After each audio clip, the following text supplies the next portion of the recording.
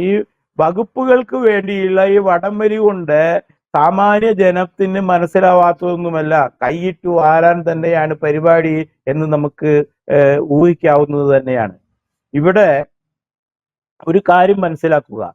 ഈ ഈ ആഭ്യന്തരം, റവന്യൂ അല്ലെങ്കിൽ പല വകുപ്പുകളുണ്ട്. ഇതിലൊക്കെ വെച്ച് ഏറ്റവും നല്ല വകുപ്പ് ഏതാണെന്ന് ചോദിച്ചാൽ അത് ഞാൻ പറയുക ആരോഗ്യ വകുപ്പാണ്.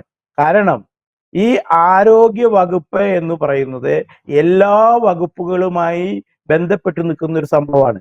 അതായത് ആഭ്യന്തരത്തിനും അത് ആവശ്യമുണ്ട്, റവന്യൂവിനും അത് ആവശ്യമുണ്ട്, ധനകാര്യത്തിനും അത് ആവശ്യമുണ്ട്, KSRTCക്കും അത് ആവശ്യമുണ്ട്, ഫിഷറീസിനും അത് ആവശ്യമുണ്ട്, കൃഷി ഡിപ്പാർട്ട്മെന്റിനും ഇത് ആവശ്യമുണ്ട്. അപ്പൊ എല്ലാ വകുപ്പുകളുടെയും മുകളിൽ നിൽക്കുന്ന വകുപ്പ് സത്യത്തിൽ ആരോഗ്യ വകുപ്പാണ്. ആരോഗ്യമുണ്ടെങ്കിലല്ലേ മറ്റുള്ള വകുപ്പുകൾ നടക്കുള്ളൂ. ആ ആരോഗ്യം ഉണ്ടാക്കാനുള്ള വകുപ്പാണ് ഏറ്റവും വലിയ വകുപ്പ്. ആ ആരോഗ്യമായിരിക്കണം ഏറ്റവും സൂപ്പറായി കൊണ്ടു നടക്കേണ്ട വകുപ്പ്. അത് ഇവിടെ സംഭവിക്കുന്നില്ല എന്നുള്ളതാണ് ഏറ്റവും വലിയ കുഴപ്പം. ഒരു കാര്യം മനസ്സിലാക്കുക.